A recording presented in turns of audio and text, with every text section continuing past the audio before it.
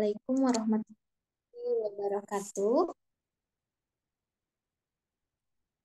Assalamualaikum warahmatullahi wabarakatuh. Ayah Bunda, selamat datang kembali. Selamat siang juga ya di parade webinar Sahabat Anak Indonesia dengan tema menyambut bulan suci Ramadan dengan kegiatan webinar hari ini yaitu dengan judul Sehat Selama Sahur. Masya Allah.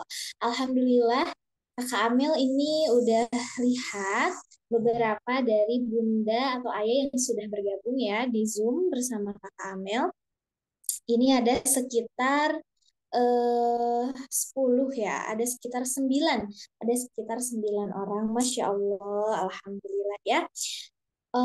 Alhamdulillah juga ternyata sudah bergabung bersama kami ya narasumber kita hari ini. Nih ada Dokter Rahma. Assalamualaikum Dokter Rahma.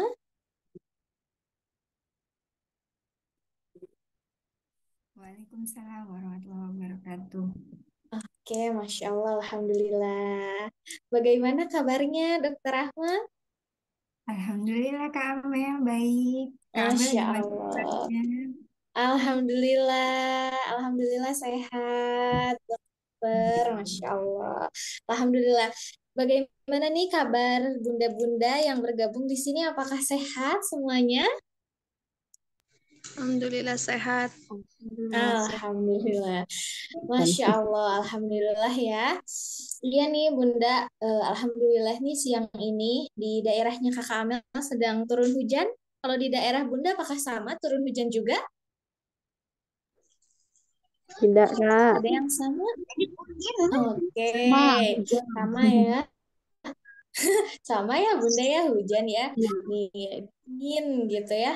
Dingin banget hari ini yang Kakak Amel rasain. Tapi semoga walaupun hujan gitu ya, mungkin nanti juga ada rasa ngantuk nih. Tapi semoga membawa keberkahan ya untuk hari ini. Karena kita hari ini sama-sama belajar. Belajarnya untuk menyambut bulan suci Ramadan lagi ya. Semoga bunda-bunda nih pada semangat ya.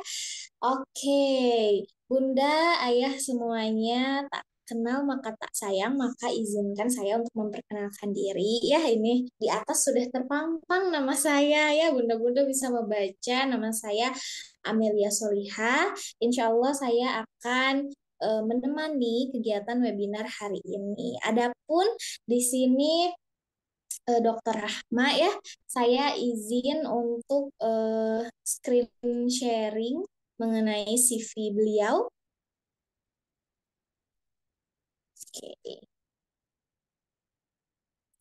Oke, sudah muncul ya, Bunda ya. Ini sudah terlihat. Dokter Rahma Puspita.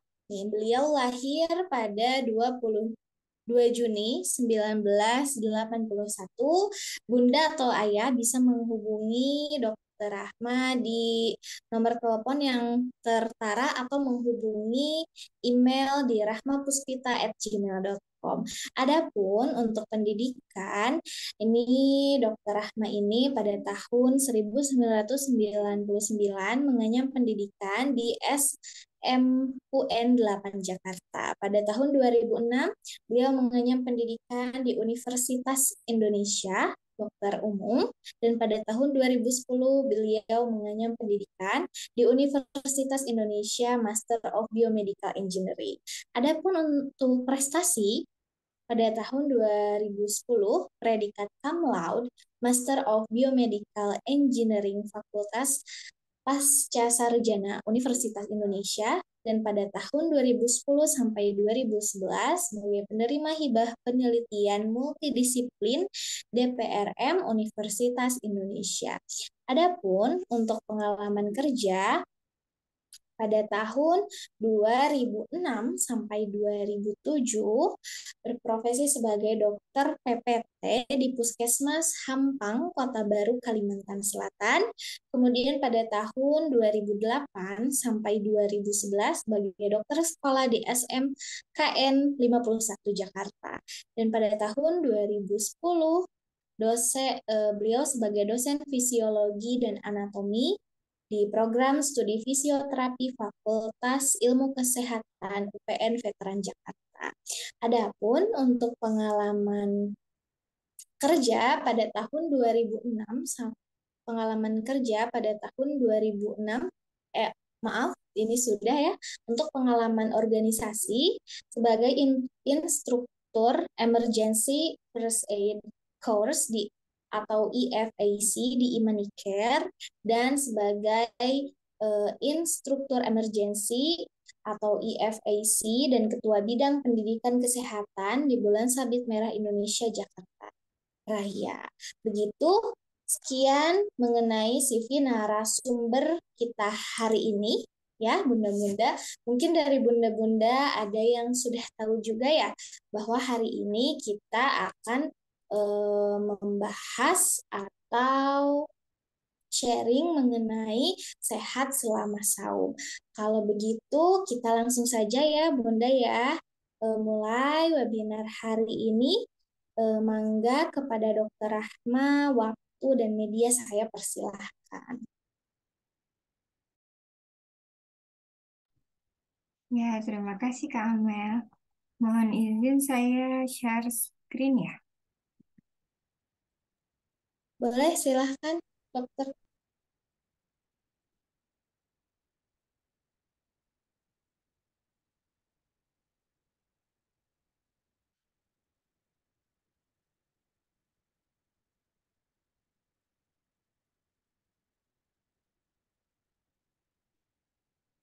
Bismillah. Mohon maaf, apakah suara saya sudah jelas? Terdengar jelas?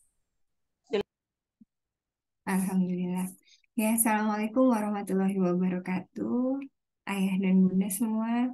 Terima kasih Kak Amel sudah memberikan kesempatan kepada saya untuk berbagi hari ini. Ya, ayah dan bunda, hari ini saya mencoba untuk berbagi tentang sehat selama saum. Ya, ini ngobrol-ngobrol aja mungkin ya Kak Amel. Mari, apa namanya? Saya berbagi aja. Kebetulan udah baca duluan, mungkin ayah bunda ada yang jauh lebih tahu dari saya ya. Bismillahirrahmanirrahim. Ya, itu diawali dengan manusia. Manusia itu menurut Al-Quran terdiri dari 3 komponen ini, ruh, jasad, dan akal. Sehingga ketika manusia disebut sehat adalah manusia yang seimbang antara kesehatan ruh, kesehatan jasad, dan kesehatan akalnya. Dan ketiga komponen ini bersama-sama dengan apa namanya saling berkaitan untuk menuju tujuan penciptaan, yaitu beribadah kepada Allah. Semakin sehat, semakin baik ketiganya, maka tujuan utamanya kehadiran manusia di muka bumi akan semakin lekas tercapai. Ya, manusia sehat. Jadi dari 3 komponen tadi, maka semuanya memiliki nutrisi. Yang pertama, jasad. Jasad itu nutrisinya adalah mengkonsumsi yang halal dan thayyib. Kalau akal, nutrisinya adalah belajar, mengkaji ilmu, mempertajam pemikiran. Sedangkan ruh, nutrisinya adalah ibadah. Ya, jadi jasad, akal, dan ruh ini sangat berkaitan erat dan tidak dapat dipisahkan satu dengan yang lainnya. Jika akal itu mempertajam pemikiran dan mempercepat sampai ke tujuan kita tadi, maka ruh itu adalah yang membimbing dengan petunjuk dari Allah Subhanahu wa Ta'ala. Dan tentunya semua tadi itu kita upayakan sehat agar kita mencapai tujuan manusia yang untuk hidup di dunia ini, yaitu untuk beribadah kepada Allah. Nah, kita beralih ke saum. Ternyata di saum itu adalah kewajiban bagi kita ya. Di dalam Al-Baqarah ayat 182 disebutkan bahwa hai orang-orang yang beriman, diwajibkan atas kamu berpuasa sebagaimana diwajibkan atas orang-orang sebelum kami agar kamu bertakwa. Jadi puasa itu untuk tujuannya adalah agar bertakwa. Ya, kemudian di Al-Baqarah ayat 184 disebutkan dan berpuasalah lebih baik dan berpuasa lebih baik bagimu jika kamu mengetahui. Kemudian di hadis riwayat Ibnu Sunni dan Ibnu Nuaim ini jelas disebutkan bahwa berpuasalah niscaya kamu sehat. Di hadis Tabrani disebutkan bahwa sama ya berpuasalah niscaya kamu sehat di antaranya. Nah, bagaimana ya kalau misalnya dengan menurut penelitian yang sekarang? Nah, ternyata setelah banyak diteliti gitu ya dengan ilmu pengetahuan yang ada sekarang, puasa itu ternyata menormalkan fungsi jantung. Selain itu mengistirahatkan organ pencernaan. Selain itu membakar lemak di bawah kulit, memfungsikan cadangan protein, merangsang hormon, mengobati penyakit, menghilangkan endapan racun di tubuh, menyehatkan fungsi ginjal, mencerdaskan otak. Masih ada lagi nih banyak banget ya. Puasa itu juga dapat membuat awet muda secara fisik, mental, dan spiritual. Dan cara terbaik untuk memperindah dan mempercantik wanita secara alami. Menghasilkan kelembutan, pesona, dan daya pikat. Menormalkan fungsi-fungsi kewanitaan dan membentuk kembali keindahan tubuh. Kemudian puasa itu juga baik untuk mengontrol gula darah dan menjadi salah satu cara mengatasi diabetes, Masya Allah. Banyak sekali. Selain itu juga puasa meningkatkan kolesterol HDL. Kolesterol HDL itu yang sehat ya. Dan menurunkan lemak trigliserol atau pembentuk LDL yang tidak sehat. Jadi puasa mengurangi resiko stroke, memperbaiki kolesterol darah, dan menurunkan resiko penyakit kardiovaskular. Masya Allah, banyak sekali ya keutamaan puasa itu ya untuk menyehatkan manusia. Oh, ternyata masih ada lagi, yaitu meningkatkan daya tahan tubuh, meningkatkan daya tahan penyakit kulit, dan kulit bisa membuat kulit semakin cerah dengan berpuasa. Nah, kalau pada percobaan tikus putih yang rata-rata umurnya itu hanya sekitar 2,5 tahun, ketika dipuasakan, ternyata umurnya bisa lebih, malah mencapai 4 tahun. Ya, selain itu, puasa dapat mencegah berkembangnya sel kanker. Jadi sel kanker misalnya ada pasien dengan sel kanker nih, terus kemudian dia usahakan dengan puasa, ternyata sel kankernya itu ya udah gitu aja tidak berkembang. Ya, selain itu puasa juga meningkatkan kesuburan. Nah, ini sedikit agak dibahas sedikit tentang puasa dan kecerdasan. Jadi, ketika perut dan usus melakukan proses pencernaan, maka otak itu biasanya tidak dapat melakukan tugasnya dengan baik. Karena apa? Karena energi dan aliran darah terfokus pada kerja-kerja di dalam pencernaan. Ya, jadi itu biasanya kalau misalnya kenyang itu ngantuk, ya lemah daya pikirnya. Tapi kalau puasa ternyata energi dan aliran darah tertumpu pada otak. Dan otak bekerja dengan lancar dan memberi peluang pada diri kita untuk melaksanakan aktivitas-aktivitas yang menggunakan mental dan fisik yang berkesan. Jadi puasa itu malah ternyata mencerdaskan, ya. Nah, hubungannya dengan mengistirahatkan pencernaan tadi, nih. Jadi kalau misalnya manusia mencerna makanan, itu sistem pencernaan makanan bekerja kurang lebih 8 jam. Jadi sekali kita makan, 8 jam kemudian baru selesai. Padahal kita makan 3 kali sehari ya. Berarti 8 kali 3. Maka dalam keadaan tidak berpuasa, organ pencernaan bekerja terus-menerus selama 24 jam. Nah, kalau kita puasa maka ini akan istirahat nih, akan ada interval waktu kepada organ pencernaan untuk merenovasi sel-sel yang rusak dan memberikan kesempatan energi tubuh untuk keperluan organ tubuh yang lainnya. ya. Nah, kembali lagi kita menuju ke tips sehat selama saum atau puasa Ramadan. Yang tadi itu kan kita terdiri dari, manusia itu terdiri dari 3 komponen itu ya. Jadi ada ruhnya, ada akalnya, dan ada jasadnya. Maka saum Ramadan ini diusahakan ketiganya juga kita sentuh. Dan emang saum ini adalah ibadah yang mungkin bersentuhan dengan ketiganya secara langsung. Ya.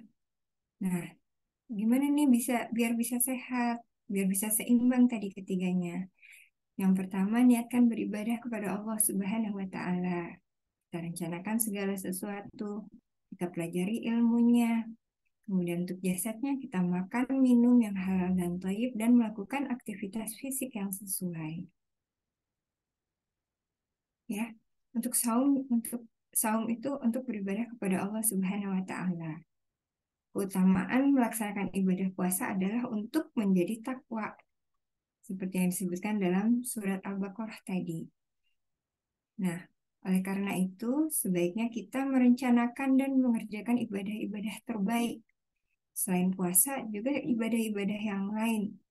Kita rencanakan dan kita usahakan untuk lakukan. Kemudian ilmu. Bagaimana biar akal kita juga ternutrisi. Maka kita coba membuat kurikulum ilmu. Apa nih yang akan dipelajari sebelum Ramadan, saat Ramadan, entah itu daftar bacaan, menghadiri majelis ilmu, atau ilmu-ilmu apa aja yang mau kita cari untuk menuju ke tujuan utama kehidupan kita tadi itu. Ya, kemudian jasmani. Yang pertama itu syukuri dan nikmati aneka ragam makanan yang halal dan thayyib. Banyak makan sayuran dan cukup buah-buahan.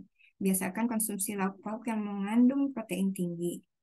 Biasakan mengkonsumsi aneka ragam makanan pokok. Nah, ini nih yang gambar ini itu adalah gambar tumpeng ya. Seakan-akan gambar tumpeng ini untuk menunjukkan bagaimana makanan itu harus bergizi dan seimbang. Ya.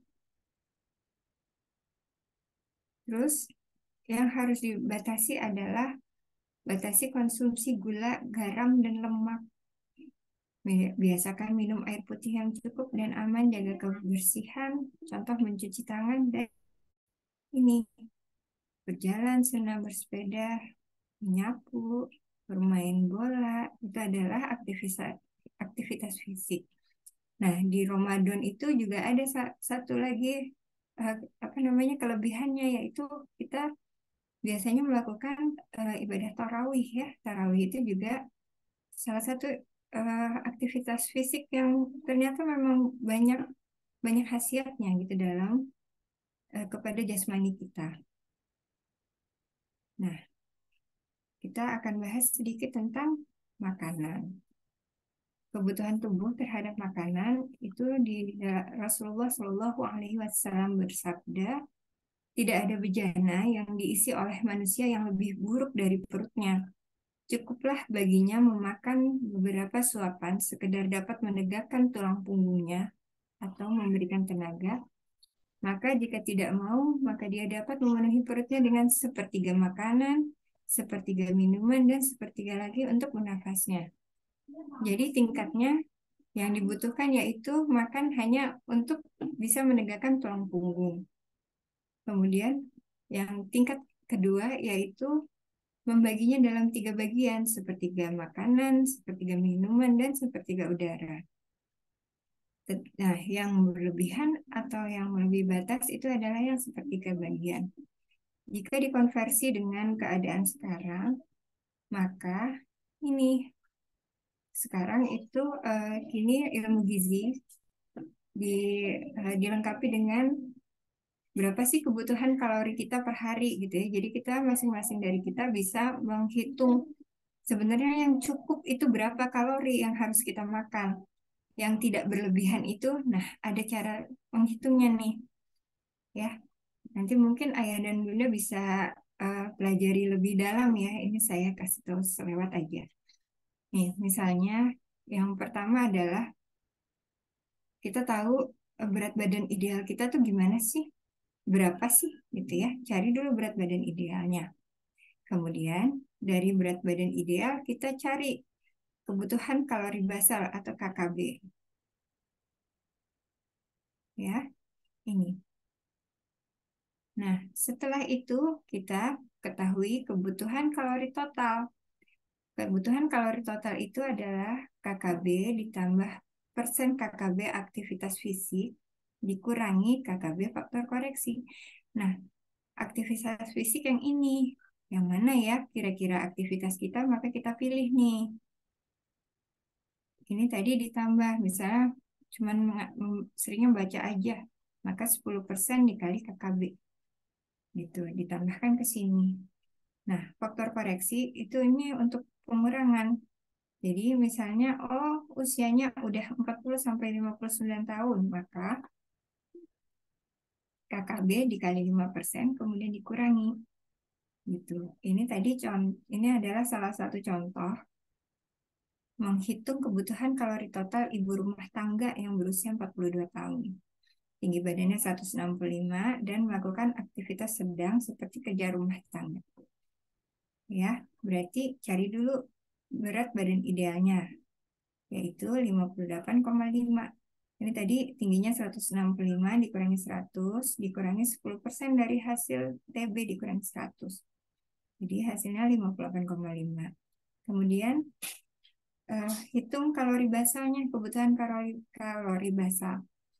Karena perempuan maka dikali 25 kilokalori dikali berat badan ideal. Jadi kalori yang dibutuhkannya 1462,5. Kemudian cari kebutuhan kalori total. Nah, 1681 ya, setelah ditambah dengan aktivitas fisik 20% karena pekerjaannya rumah apa bekerja rumah tangga itu ya, yang ini menyapu. Nah, dikurangi faktor koreksi. Faktor koreksinya ada di ini. Jadi dikurangi 5%, maka KKT-nya 1681,8. Nah, nilai KKT inilah yang menjadi acuan untuk mengontrol jumlah kalori yang masuk ke dalam tubuh setiap harinya. Usahakan agar tidak mengkonsumsi makanan yang melebihi batas KKT. Ya. Kemudian, nah ini juga ada nih. Ini bisa di browsing ya. Tabel kalori makanan pokok per porsi itu. Jadi kalorinya berapa sih yang kita makan, berapa aja. Ini kurang jelas ya. Agak pecah. Nanti bisa insya Allah di browsing. Cari aja tabel kalori makanan macam-macam ini. Nanti kita tinggal jumlahkan dan sesuaikan. Tadi kita udah makan apa aja, atau kita mau berencana makan apa aja besok gitu, atau mau hari apa mau makan apa, oh ini kalorinya ya. Kemudian tadi, jadi makanan bergizi itu kan harus bervariasi ya. Ternyata kenapa? Karena di dalamnya ada makronutrien dan mikronutrien. Ya, jadi ada berbagai macam nutrisi di dalam makanan-makanan itu. Contohnya ada yang makronutrien adalah satu, karbohidrat. Karbohidrat ini adalah sumber energi utama, sumber energi otak dan sel darah merah. Karbohidrat itu terdiri dari dua, sederhana dan karbohidrat kompleks. Karbohidrat sederhana contohnya roti, minuman manis, kue kering, es krim. Kalau karbohidrat kompleks itu contohnya nasi, gandum, kentang, pisang, buah-buahan. Nah, yang dimakan yang mana nih yang lebih baik? Yang lebih baik itu adalah karbohidrat kompleks. Kenapa? Karena di dalam karbohidrat kompleks itu ada vitamin mineral dan serat yang lebih banyak. Kemudian dicernanya lebih lambat. Terus gula dilepasnya lebih lama dan stabil, sehingga menimbulkan rasa kenyang yang lebih lama dan pencernaan akan lebih sehat. Makronutrien yang kedua adalah protein.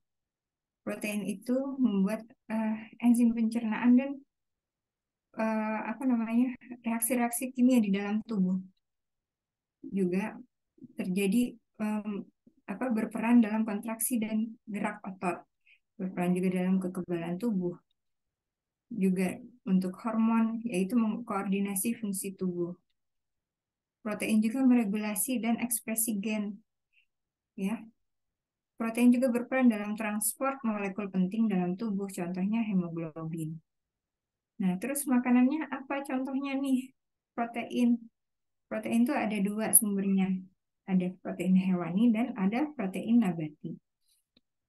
Kalau protein hewani itu contohnya telur, ikan, ayam yang tanpa kulit, daging tanpa lemak, dan susu. Sedangkan protein nabati itu bisa tahu, tempe, kacang-kacangan. Ya, kemudian lemak. Ini lemak biasanya kita udah takut ya, apa namanya, konotasinya negatif. Tapi sebenarnya lemak itu juga kita perlukan di dalam tubuh. Lemak ini zat dengan energi yang tinggi, tapi juga dia membantu tubuh menyerap vitamin A, D, E, K. Jadi memang kita tetap butuh.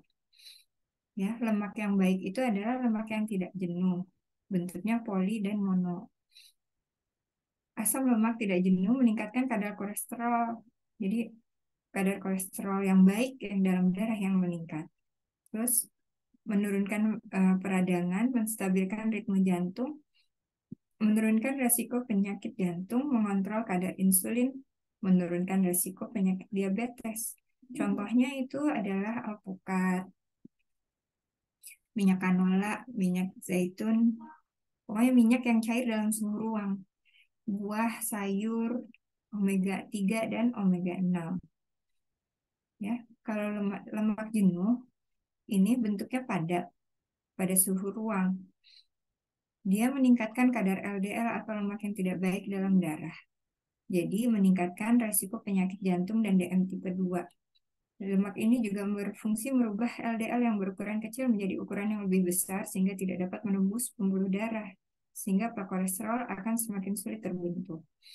Contoh, lemak pada daging merah, produk daging olahan seperti sosis, ini contoh makanannya ya. Jadi bisa ada di sosis itu ya, atau bisa di produk susu seperti mentega atau es krim. Juga bisa ada di kue kering yang berbasis tepung atau di makanan cepat saji. Kemudian ada satu jenis lemak lagi namanya lemak trans. Ini sedikit dalam makanan ya, tapi bahaya gitu. Ini contohnya bisa ada dalam daging, ada dalam susu, ada dalam makanan yang digoreng. Yang digoreng itu kan misalnya minyak sayur ya, terjadi hidrogenasi parsial. Kemudian hidrogenasi parsial itu menjadi lemak trans. Hidrogenasi lemak trans ini tadi meningkatkan kadar kolesterol jahat, mengurangi kadar kolesterol baik. Sehingga terlalu banyak makan makanan yang digoreng ini tadi tidak baik, karena meningkatkan resiko penyakit jantung. Ya, sayur dan buah. Sayur dan buah itu mengandung vitamin dan mineral. Nah, yang bisa menjadi antioksidan dan juga membantu proses imun, meningkatkan proses imun dalam tubuh. Sayur dan buah juga kaya dengan serat. Ya. Terus cairan. Cairan ini harus tercukupi kebutuhannya. Nah, minum air 8-10 gelas sehari dibagi saat buka sampai sahur.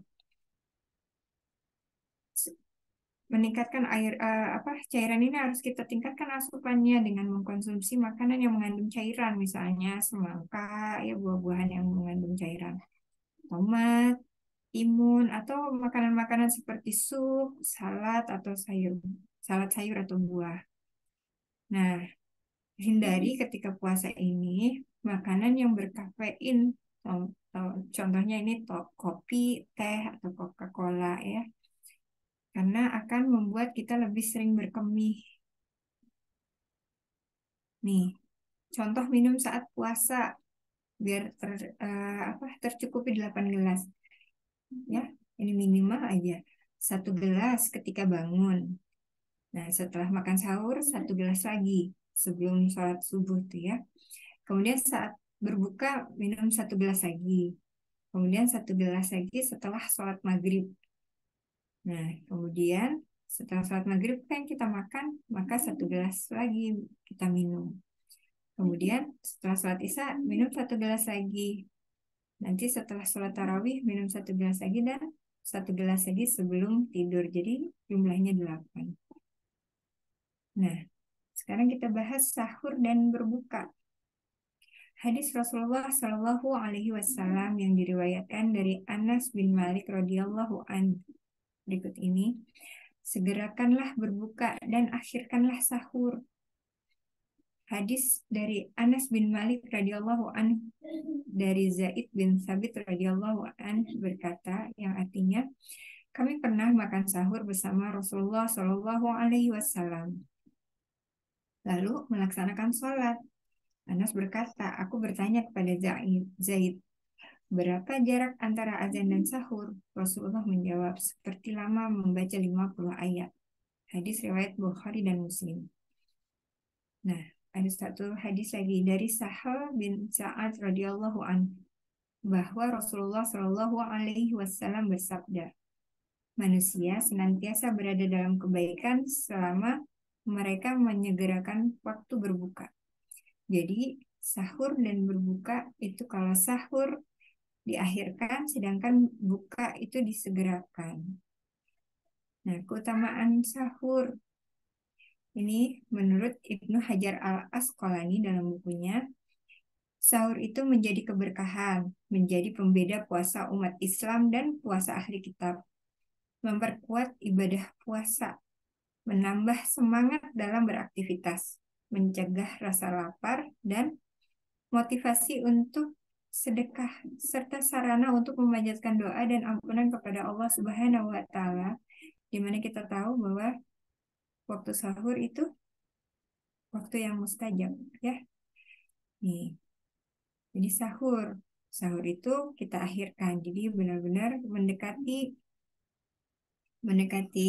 fajar. Kira-kira tadi itu ya di akhir sahur 50 ayat, jadi sebelum sholat. Kemudian awali dengan minum air putih dan tutup dengan minum air putih kembali sebelum sholat fajar tadi itu. Kemudian menunya menu gizi seimbang dengan lebih banyak lemak, vitamin, mineral. Kenapa? Agar kenyang lebih lama, gula darah tidak cepat turun selama puasa. Ya, dan tadi juga ya sudah disebutkan bahwa tidak minum kafein karena bersifat diuretik, akan sering berkemih dan resiko meningkatkan dehidrasi. Nah, yang tadi itu kita ingat juga waktu sahur adalah waktu mustajab untuk berdoa. Nah, berbuka. Kalau berbuka ini sifatnya harus disegerakan. Berbuka terlebih dahulu sebelum salat maghrib. Jadi sebelum azan nih, setelah azan maksudnya kita buka dulu, baru kemudian salat maghrib. Ya, jadi mengucap basmalah ketika akan minum atau makan ini berlaku untuk semua ketika makan ya, tak makan atau minum. Apabila ada kurma, disunahkan makan dalam jumlah yang ganjil. Jika tidak ada kurma, maka cukup minum air putih sebanyak 3 kali teguk.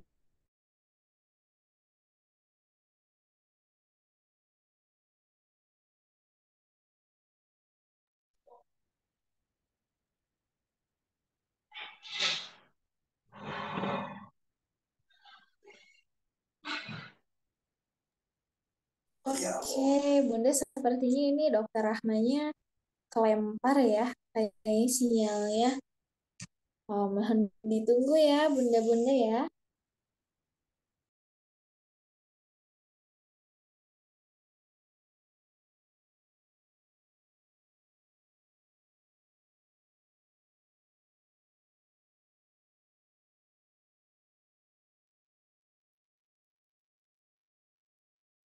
Nah, ini sudah kembali lagi ya. Barusan kelempar ya. Dokter ya. Oke, boleh silahkan dilanjutkan. Barusan itu eh, di Yang sahur di ya? berbuka. Betul, yang berbuka dokter yang berbuka. Oh, oke berbuka. Tuh. Di sini tiba-tiba hilang. Bismillah. Iya, kayaknya sinyal ya. Iya. Kayak Sebentar.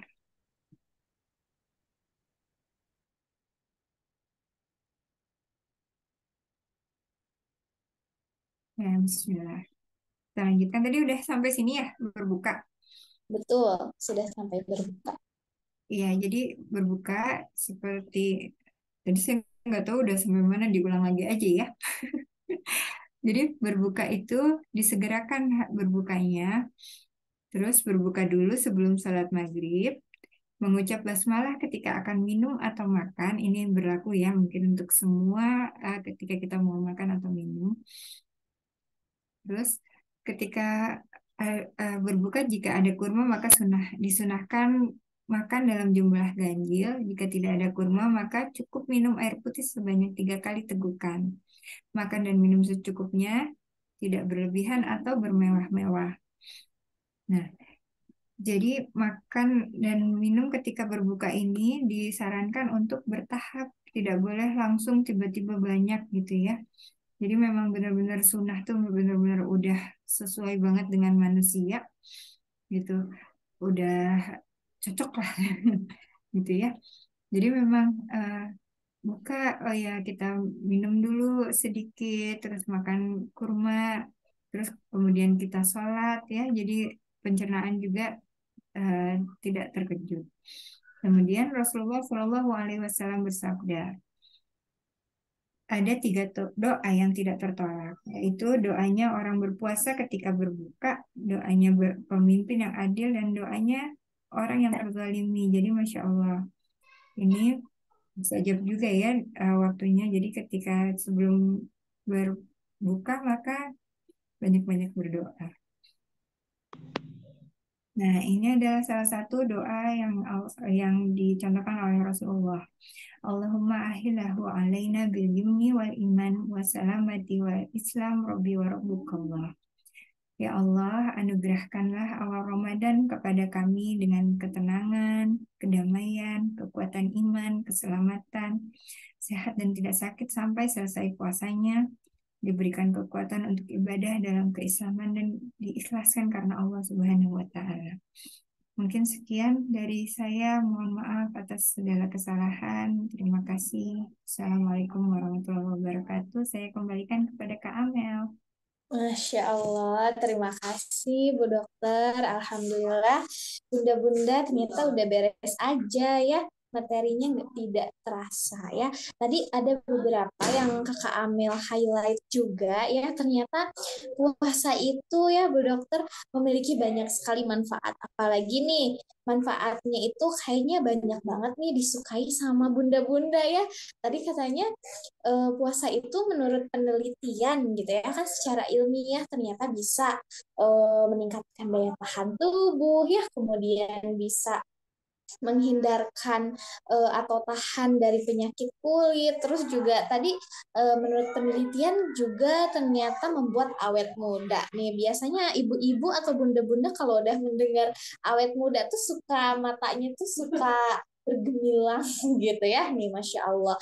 Nah terus juga tadi juga ada beberapa tips ya dari Dokter Rahma mengenai tips sehat selama saum yang tentunya kita juga harus meniatkannya karena ibadah. Kemudian kita memanage dan merencanakan segala sesuatunya dengan mempelajari ilmunya, kemudian memakan makanan yang halal dan thayyib ya Masya Allah. Tadi juga ada tips mengenai untuk menghitung kalori bagi tubuh kita ya, dengan tadi itu dengan perhitungan, menghitung terlebih dahulu ya berat badan idealnya, kemudian dikalikan dengan kalori untuk laki-laki dan perempuan, perempuan tadi juga ada ya, Masya Allah. Nah, ini mungkin ada beberapa dari Bunda, boleh deh dua orang mungkin ya untuk memberikan pertanyaan, atau adakah pertanyaan nih dari Bunda-Bunda mengenai gimana sih cara sehat selama sahur? Mangga saya persilahkan kepada Bunda-Bunda. Kita masih punya waktu nih sekitar 9 menit lagi.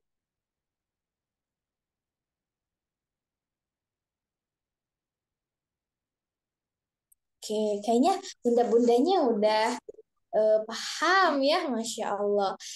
Nanti juga Bu Kak, Dokter saya, oke boleh silahkan.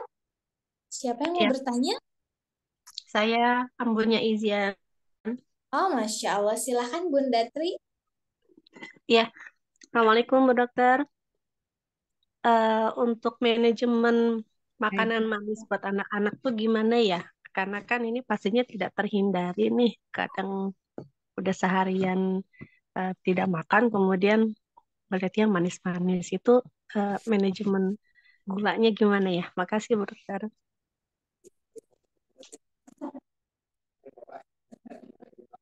Oke, mengenai manajemen gula nih untuk Ananda. Nah, kira-kira gimana sih Bu Dokter nih mengenai manajemen gula untuk dikonsumsi untuk Ananda? Silahkan Bu Dokter, boleh langsung dijawab. Baik, terima kasih Masya Allah, bagus sekali pertanyaannya. Iya, jadi pasti ya anak-anak mah udah kalau udah puasa seharian gitu ya pasti pengen yang manis-manis gitu ya. Nah, jadi emang kita mungkin sebagai mamahnya gitu ya atau yang lebih mengerti, kita coba cari sumber makanan yang anak-anak suka tapi memang sehat. Jadi misalnya kayak kayak apa namanya eh, yogurt, buah-buahan gitu ya. Terus kita bikin yang seru-seru, yang lucu-lucu gitu mungkin bisa ya. Gimana gimana caranya kita manage ada apa namanya anak-anak makan tetap sesuai dengan gizi yang baik gitu. Itu mungkin ya. Tadi maksud pertanyaannya ke arah situ atau gimana ya? Gimana Bunda Tri? Hmm. Iya, tapi ini kalau untuk buah gitu kan kadang-kadang suka anak-anak kadang picky eater ya. Aduh, buah ini nggak mau gitu walaupun sudah di berbagai macam gitu.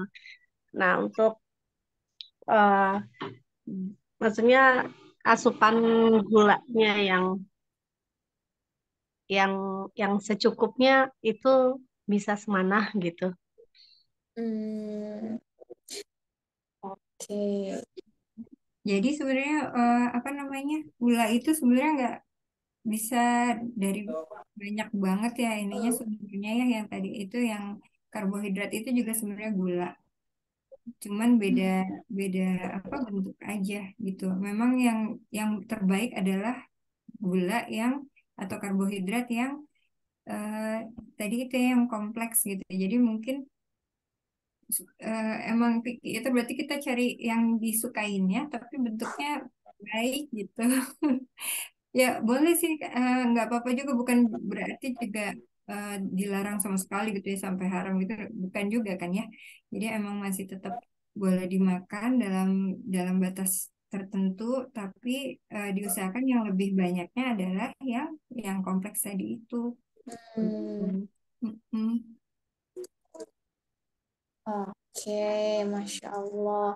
Mengenai manajemen gula, memang kalau untuk Ananda mungkin sedikit bukan susah ya, tapi kayak gak tega nih kayaknya bagi bunda-bundanya kalau misalkan menolak gitu ya. Nah, boleh banget nih bunda-bunda kalau dikreasikan mungkin ya kayak buah-buahannya itu dijadiin smoothies gitu kan. Nah, itu kayaknya anak-anak pada suka gitu ya.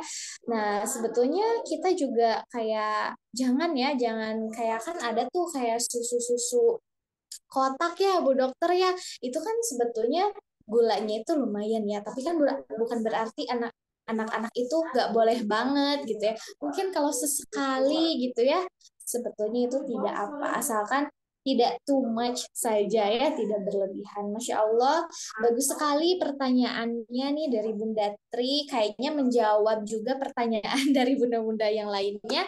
Kalau belum puas atau dan lain sebagainya, nanti Bunda Tri juga boleh pertanyaannya di-share gitu ya ke Kakak Amel. Nanti Kakak Amel bantu share kembali kepada Bu Dokter ya.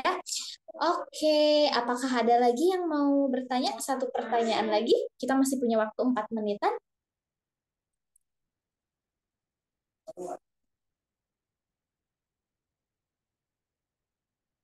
Silahkan kepada bunda-bunda.